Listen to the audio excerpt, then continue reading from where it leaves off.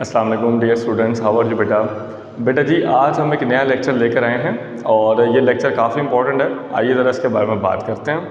अच्छा, सबसे पहले ना आपको बेटा ये जो टॉपिक है, टॉपिक की हेडिंग अच्छे से पता होनी चाहिए। थोड़ा वाइट बोर्ड गंदा इसलिए हो गया क्योंकि पहले ये मैं बना चुका था वीडियो, लेकिन माइक ऑन करना भूल गया।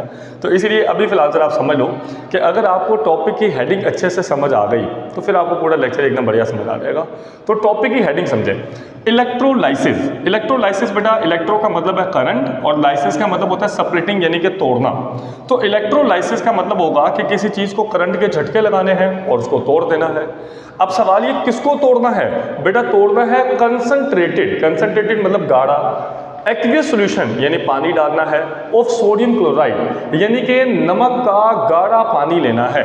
बेटा आप ऐसे समझ लो कि अगर मेरे पास पानी आ जाए और उस पानी के अंदर बेटा मैं नमक डाल दूं, अब मैं चाहता हूं कि ये पानी गाढ़ा हो जाए, तो अगर मैं गाढ़ा पानी करना चाहता हूं तो क्या मुझे ज़्यादा नमक डालना चाहिए या कम? ज़्यादा डालना चाहिए, सिंपल सी बात है। तो मैंने करना क्या है, एक डब्बा लेना है, डब्बे के अंदर पानी डालना है और उसमें ज़्यादा सारा नमक डाल देना है और उसको अच्छे से घोल देना है, तो उससे गाढ़ा नमकीन पानी तैयार हो जाएगा।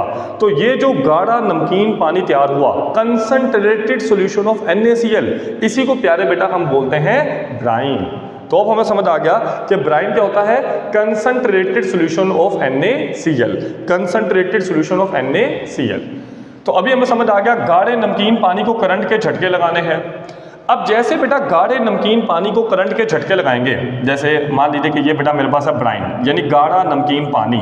अब जैसे ही गाढ़े नमकीन पानी को करंट के झटके लगाओगे तो उससे तैयार हो जाएगा NaOH। अब सवाल ये है कि ये NaOH क्या होता है बेटा? ये जो NaOH है ये होता है कास्टिक सोडा। और ये कास्टिक सोडा जो है ये बेटा बाद में ना साबुन बनाने के लिए इस्तेमाल होता है। तो फिलहाल हमें बात समझ आ गई कि हमने करना क्या है, हमने गाढ़े नमकीन पानी को करंट के झटके लगाने हैं जिससे साबुन मतलब साबुन बनाने के लिए इस्तेमाल होता है। लेकिन फिलहाल तुम 9th-10th में ये समझ लो कि सोडियम हाइड्रोक्साइड ही साबुन है, तो ये साबुन बनाने के लिए इस्तेमाल होता है।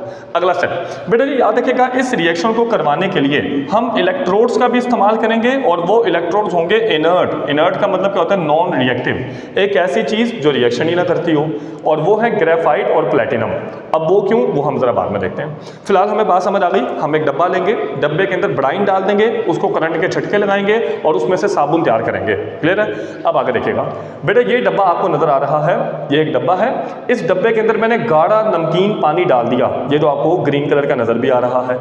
फिर उसके बाद बेटा जी एक जो रॉड है यानी एक इलेक्ट्रोड, उसको जोड़ दिया बैटरी के प्लस के साथ और एक इलेक्ट्रोड को जोड़ दिया बैटरी के नेगेटिव के साथ। अच्छा, वो इलेक्ट्रोड जो बैटरी के प्लस के साथ जुड़ा हुआ है वो एनोड कहलाएगा और वो इलेक्ट्रोड जो बैटरी के नेगेटिव के साथ जुड़ा हुआ है वो कैथोड कहलाएगा। हमें ये बात पता ना बेटा, हमने एक शॉर्टकट पढ़ा हुआ है P.A.O, पॉजिटिव एनोड ऑक्सीडेशन, यानी कि एनोड पर पॉजिटिव चार्ज होगा और एनोड पर ऑक्सीडेशन होगी। तो अभी ये प्यारे बेटा हमारे पास एनोड है और इस पर पॉजिटिव चार्ज है और यहाँ पर ऑक्सीडेशन होगी। अगर एनोड पर पॉजिटिव चार्ज तो कैथोड पर नेगेटिव चार्ज, अगर एनोड पर ऑक्सीडेशन हो रही तो कैथोड पर रिडक्शन हो रही। बड़ा सिंपल सा कॉन्सेप्ट है। अब अगला स्टेप बेटा, हमने करना क्या, हमने गाढ़ा नमकीन पानी यानी ब्राइन डाल दिया। अब जैसे ही हम ब्राइन डालेंगे तो ब्राइन का फॉर्मूला आपको पता ही है, हमने प्यारे बेटा लेना है NaClH2O यानी नमक और पानी। अच्छा एक और बात बेटा, ये जो मैंने सेल यहाँ पे ड्रॉ किया ये मेम्ब्रेन सेल है। दरअसल ये काम करने के बहुत सारे सेल हैं, जैसे डायफ्राम सेल भी है, मेम्ब्रेन सेल भी, वो आप बड़ी क्लासेस में। अभी फिलहाल याद रखना है कि ये एक सेल है मेम्ब्रेन सेल। इस मेम्ब्रेन सेल में नमक भी है और पानी भी है। अगला स्टेप बेटा जी, अगर मैं नमक और पानी की बात करता हूँ जो मैंने यहाँ पर डाला हुआ है, बेटा याद रखिएगा इस नमक और पानी में से हमने बनाना क्या है, हमने बनाना है NaOH यानी अब आपके पास पानी में 4 चीज़ें हैं, एक Na पॉजिटिव, एक Cl नेगेटिव, एक H पॉजिटिव और एक OH नेगेटिव। आपको इन चारों चीज़ों में से चाहिए क्या? आपको बेटा इन चारों चीज़ों में से चाहिए Na और OH। तो याद रखिएगा Na और OH को छेड़ना नहीं है, Na और OH को छेड़ना नहीं है। किसको छेड़ सकते हैं? H पॉजिटिव को और Cl नेगेटिव को, यानी जो भी छेड़ाछाड़ी करनी है, जो भी रिएक्शन करना है, H पॉजिटिव और Cl नेगेटिव का यूज करके कर लो। भाई साहब इनको छेड़ना नहीं है क्योंकि हमको चाहिए, हमने ये बनाना ना। अगला स्टेप, अब जैसे प्यारे बेटा ये रिएक्शन स्टार्ट होगा तो सबसे पहले मैंने लिखा हुआ है एट एनोड। एनोड पर आप सबको पता है कि पॉजिटिव चार्ज है। अगर प्यारे बेटा एनोड पर पॉजिटिव चार्ज है तो आपका क्या ख्याल है, क्या Cl नेगेटिव उसकी तरफ जाएगा या नहीं जाएगा? बिल्कुल जाएगा, क्योंकि Cl पर नेगेटिव चार्ज है। तो अभी क्या होगा, एक Cl नेगेटिव भाग कर जाएगा इसके पास। तो जैसे Cl नेगेटिव एनोड की तरफ जाएगा तो सवाल ये है, ये यहाँ पर क्या करने आया है? तो बेटा ये यहाँ पर ऑक्सीडेशन करने आया है, क्योंकि एनोड पर ऑक्सीडेशन होती है। तो Cl नेगेटिव क्या करेगा, इलेक्ट्रॉन को बाहर निकाल देगा। अब जैसे ही इलेक्ट्रॉन को बाहर निकाल देगा तो बेटा यानी ये करेगा ऑक्सीडेशन। क्लियर है? अगला स्टेप बेटा जी, फिर ये अगला Cl भाग कर जाएगा इसके पास। अब ये 2 NaCl का मतलब है 2 मोल्स ऑफ NaCl। फिलहाल अब 9 10 के तक बस समझ लो कि 2 NaCl लिया हमने। बेटा ये Cl यहाँ पर भाग कर जाएगा। अब जैसे ये Cl यहाँ पर भाग कर जाएगा तो यहाँ पर जाकर ये अपने अंदर से इलेक्ट्रॉन बाहर फेंक देगा, यानी ये करेगा प्यारे बेटा ऑक्सीडेशन और बन जाएगा Cl डॉट। अब ये दोनों Cl आपस में चिपक जाएंगे और जब दोनों Cl आपस में चिपकेंगे तो बेटा बनेगी क्लोरीन गैस। क्लोरीन गैस इसका मतलब हुआ ये कि दोनों Cl नेगेटिव एनोड की तरफ खींचे गए और जैसे ये दोनों यहाँ पर पहुंचे इन दोनों ने इलेक्ट्रॉन्स को बाहर निकाला और प्यारे बेटा क्या बन गई, क्लोरीन गैस। यानी एनोड पर कौन सी गैस बन रही, क्लोरीन गैस। और हम ये चाहेंगे कि आप इस बात को बहुत अच्छे से याद रखिएगा MCQ पॉइंट ऑफ व्यू से कि एनोड में बन रही है क्लोरीन गैस। अगला स्टेप, अब प्यारे बेटा कैथोड की बात करते हैं और कैथोड पर नेगेटिव चार्ज होता है। अब चूंकि कैथोड पर नेगेटिव चार्ज है तो इसकी तरफ खींचे रहेंगे ये दोनों H पॉजिटिव। बेटा जी सबसे पहले ये H पॉजिटिव आ गया कैथोड के पास, क्योंकि कैथोड पर नेगेटिव चार्ज है तो इसलिए H पॉजिटिव इसकी तरफ खिंचा गया।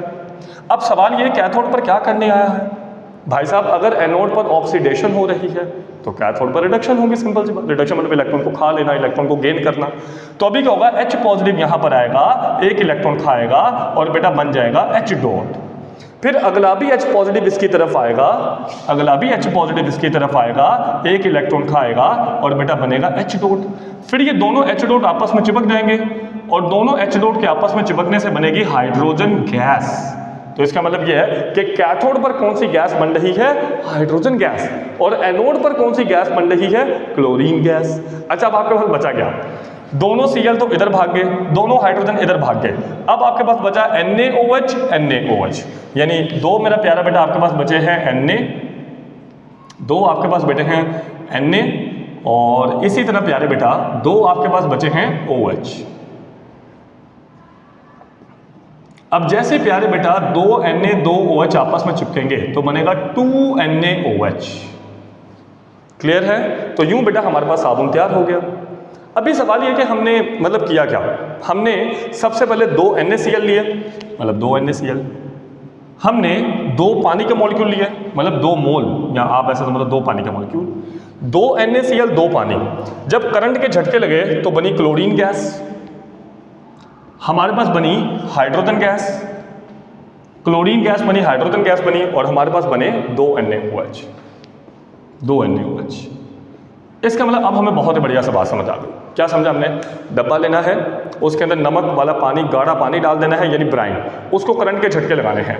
अब जैसे करंट लगाओगे तो क्लोरीन गैस बन बन के उड़ जाएगी, हाइड्रोजन गैस उसमें से बन के उड़ जाएगी और बेटा हमारे पास बन जाएगा कास्टिक सोडा। क्लियर है? अच्छा अगला स्टेप, अब यहाँ पर एक बात है कि हमने यहाँ पर ये इनर्ट इलेक्ट्रोड्स क्यों यूज़ किए, क्योंकि अगर तुम्हें याद हो तो हमने एनोड पर क्लोरीन गैस बनवाई है। अगर एनोड पर क्लोरीन गैस बनकर उड़ रही है तो हो सकता है कि ये एनोड उसके साथ खुद ही लड़ पड़े, पॉसिबल है। इसी तरह अगर आपने कैथोड पर देखा हो तो कैथोड पर हाइड्रोजन गैस बन रही है तो ये ना हो कि उसके साथ खुद ही लड़ पड़े। तो इसीलिए हमने ऐसे मटेरियल्स का चूज़ किया, ऐसे मटेरियल्स का इंतखाब किया कि जो इन चीज़ों के साथ यानी क्लोरीन और हाइड्रोजन के साथ रिएक्शन ना करे। तो प्लेटिनम जो है वो हाइड्रोजन को नहीं छेड़ता है, इसी तरह जो ग्रेफाइट है वो क्लोरीन को नहीं छेड़ता है। तो इसलिए इन दोनों का यूज़ करना एक बहुत ही वाइज डिसीजन था। क्लियर है? अभी थोड़ा फील हुआ है? तो अभी हमने समझ लिया कि बेटा जी मेम्ब्रेन सेल कैसे काम करता है। मेम्ब्रेन सेल भी इलेक्ट्रोलाइटिक सेल की ही एक टाइप है जिसके अंदर ब्राइन को करंट लगाकर कास्टिक सोडा तैयार किया जाता है।